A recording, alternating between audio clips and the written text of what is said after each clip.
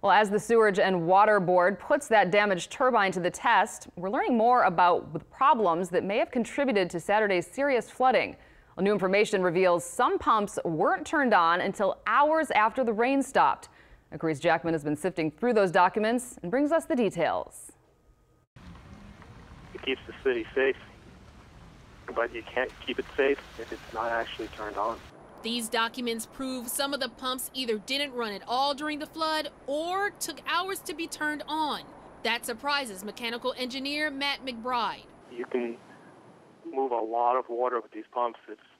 It's almost hard to imagine how many swimming pools you can drain how quickly. McBride got the logs through a public records request. The records show pump station 12, which covers Lakeview, wasn't even turned on until about 9:30 p.m. Saturday.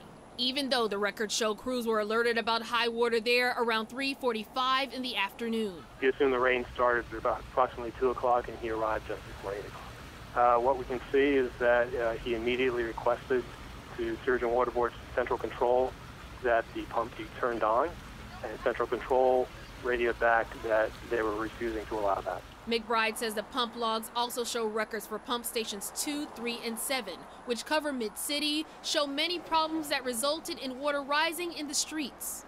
According to these records, which are also accessible through the Sewerage and Water Board's website, half of the major pumps in the 3 stations were off for hours on Saturday. Station 3 actually ran below 50% capacity for a large chunk of the event, and 2 of the pumps there actually almost never did anything.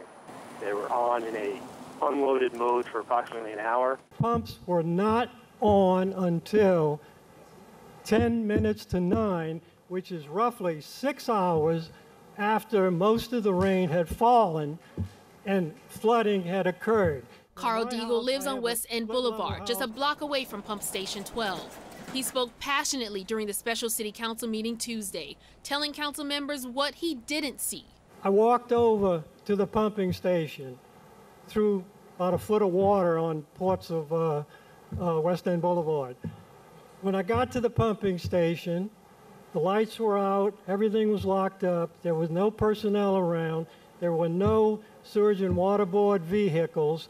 It was as quiet around that pumping station as it is at Greenwood Cemetery on a normal cold winter night. Even as the water sat on the street, Executive Director Cedric told Eyewitness News the pumps were on and working. All the pumps are operational, and we're doing everything we can to pump the water down. That proved not to be true. Since then, Grant announced his retirement. 3 other officials have been asked to resign or retire, as the Landrieu Administration now launches its own probe into what exactly happened Saturday. These logs present a different story from what the Sewerage and Water Board have publicized so far, begging the question if, once again, are we being told the truth?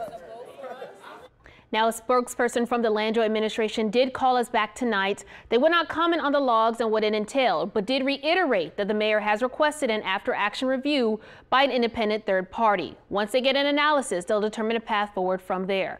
For more details on this story, you can go to our website, WWLTV.com.